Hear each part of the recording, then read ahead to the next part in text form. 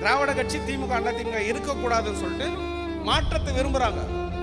ஓட்டு போட்டாங்க 12% ஓட்டு.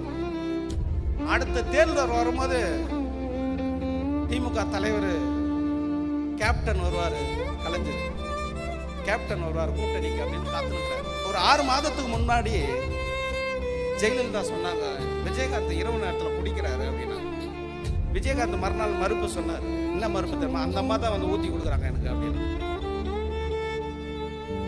அப்படியாப்பட்ட விஜயகாந்த அந்த அம்மா 2 இரவு 3 பகல் உட்கார வச்சு பேசி 41 சீட்டு கொடுத்தாங்க, 42 சீட்டு கொடுத்தாங்க, 29 சீட்டு வெற்றி பெற்று எதிர்கட்சி தலைவராக வந்துட்டாரு.